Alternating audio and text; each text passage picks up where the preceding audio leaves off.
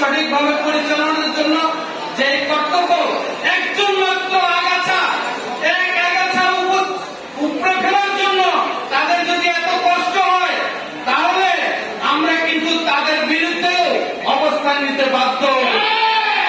তাই আপনাদের সকলকে অনুরোধ জানাচ্ছি, আপনারা সকলেই সময় মতো এখানে উপস্থিত থাকবেন এবং আমাদের যে অবস্থান কর্মসূচি, আমি মনে করি এটা অনেক শর্ট টাইম হয়ে গেছে এবং আমাদের অনেক কার্যক্রম দেখা গেছে যে ঠিক ওই ফাইল অনুযায়ী এখানে যাওয়ার পর আমি 2 ঘন্টা এখানে থাকলাম, থাকার পরে যখন আবার এখানে বসছি সেই কাজ করতে কিন্তু আমার আবার এক্সট্রা টাইম দেওয়া লাগতেছে।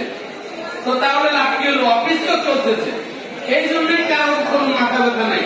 যেহেতু এমন ভাবে অবস্থান কর্মসূচি দেন যাতে অফিসিয়াল সকল কার্যক্রম বন্ধ করে আমাদের দাবি না আদায় হওয়া পর্যন্ত এখানেই আমরা অবস্থান করতে পারি।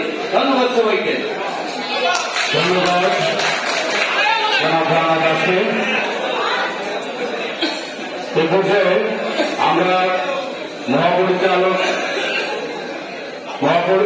মহাপরিচালকের সাথে কাজ করতে গিয়ে অভিজ্ঞতা শুনবো আমরা জনাব মোহাম্মদ দুলাল মিয়া। নিজেকে ছোট মনে হয়, তো সেজন্য আমি অভিজ্ঞতাটা বললাম না, শুধু একটা কথাই বলবো যে আসলে আমি যে ছোট একটা অফিসার, আমার নিজের একটা ইউনিভার্সিটি ডিগ্রি আছে, আমি একটা কম্পিটিটিভ পরীক্ষা দিয়ে কিন্তু অফিসার হয়েছি। আপনি যত বড় অফিসারই হন, আমাকে ন্যূনতম অফিসারের মর্যাদা দেবেন, এটাই প্রত্যাশা করি। আর আমার আবার আরেকটা পলিসি আছে, সেটা হচ্ছে যে আমার নিজের একটা ব্যক্তিগত জগৎ আছে, আমার একটা সমাজ আছে, আমার বন্ধু বান্ধব আছে। তো আপনি যে আমাকে অপমান করছেন, আপনাকে ভাবতে হবে যে আসলে কোনো জায়গাতে আমি আপনার চেয়েও সম্মানিত, কোনো জায়গায় আমাকে আপনার চেয়ে বেশি সম্মান করে মানুষজন। অর্থাৎ যখনই আপনি খুব খারাপ আচরণ করবেন, তো দয়া করে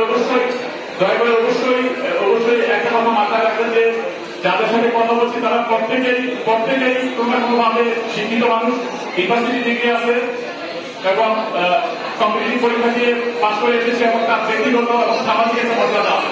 সবাই ভালো থাকবেন। ধন্যবাদ জনাব দুলাল মিয়া মহোদয়।